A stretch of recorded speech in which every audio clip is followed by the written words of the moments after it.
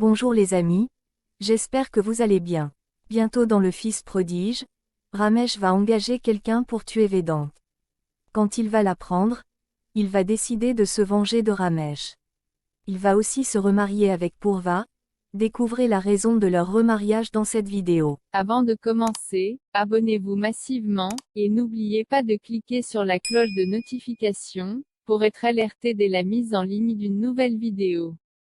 Suivez-nous également sur les réseaux sociaux, les liens sont placés juste à la description, où vous pouvez taper Zimagic Info Plus ou @Zimagic Actu dans la barre de recherche de YouTube, Instagram, TikTok, Facebook et Twitter pour nous suivre, et recevoir plus d'actualités sur les séries indiennes de Zimagic.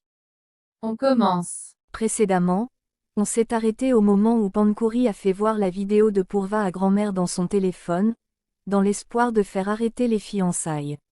Vedant rentre à la maison, et entend Sumiti en train de demander à Radhika de se préparer. C'est un grand jour aujourd'hui pour lui. Elle part le faire avec tristesse. Vedant la suit et elle lui demande s'il a parlé à son petit ami. Vedant lui dit que oui, il est un bon gars.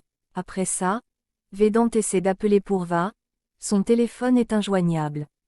Radhika appelle son petit ami et lui dit que aujourd'hui, ce sont les fiançailles de Sanju, mais la famille du garçon que mon oncle a choisi pour moi, vient aussi me voir aujourd'hui.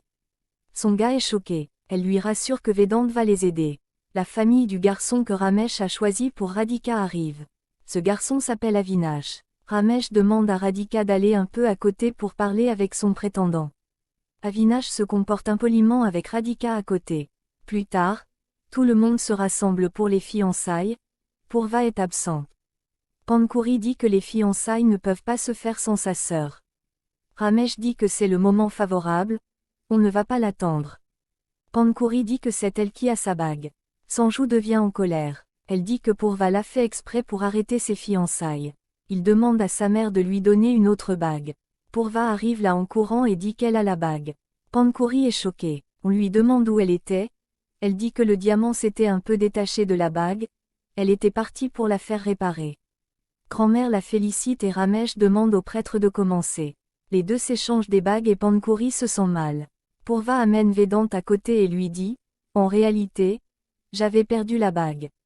J'ai vendu la chaînette que tu m'avais offert pour acheter une autre bague. » Vedant se sent mal mais il lui dit qu'elle a bien fait. De l'autre côté, Ramesh annonce que Avinash et Radhika vont aussi se fiancer maintenant. Tout le monde est choqué. Narendra et Sumiti essaient de s'y opposer en disant que les deux n'étaient pas au courant de cette décision.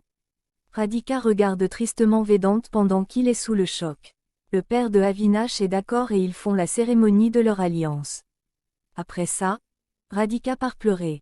Vedant vient et lui dit qu'il est avec elle.